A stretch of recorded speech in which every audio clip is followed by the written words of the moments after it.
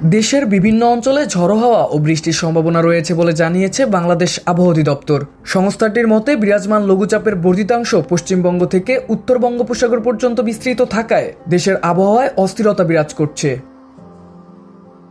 পূর্বাভাস অনুযায়ী 4 মে সন্ধ্যা 6টা থেকে শুরু হওয়া প্রথম দিনের আবহাওয়ায় রংপুর, রাজশাহী, ময়মনসিংহ, ঢাকা ও সিলেট বিভাগের কিছু কিছু স্থানে এবং খুলনা, বরিশাল ও চট্টগ্রাম বিভাগের 2-1 জায়গায় অস্থায়ীভাবে দমকা বা ঝড়ো হাওয়া বয়ে যেতে পারে।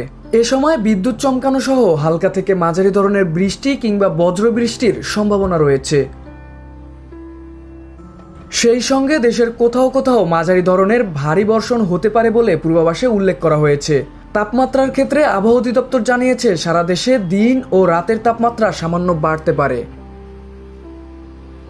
এছাড়া রাজধানী ঢাকায় দক্ষিণ বা দক্ষিণ পূর্ব দিক থেকে ঘন্টায় 10 থেকে 15 কিলোমিটার বেগে বাতাস প্রবাহিত হতে পারে, যা অস্থায়ীভাবে পশ্চিম বা উত্তর পশ্চিম দিক থেকে দমকা হাওয়ায় 30 থেকে 40 কিলোমিটার পর্যন্ত বাড়তে পারে।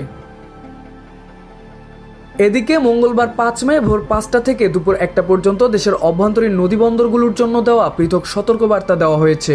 এতে বলা হয়েছে টাঙ্গাইল, ময়মনসিংহ, ঢাকা, ফরিদপুর, খুলনা, বরিশাল ও সিলেট অঞ্চলের ওপর দিয়ে পশ্চিম বা উত্তর পশ্চিম দিক থেকে ঘন্টায় 45 থেকে 60 কিলোমিটার বেগে দমকা বা ঝড়ো হাওয়া সহ বৃষ্টি বা বজ্রবৃষ্টি হতে পারে। এসব এলাকার নদীবন্দরগুলোকে 1 নম্বর সতর্ক সংকেত দেখাতে বলা হয়েছে।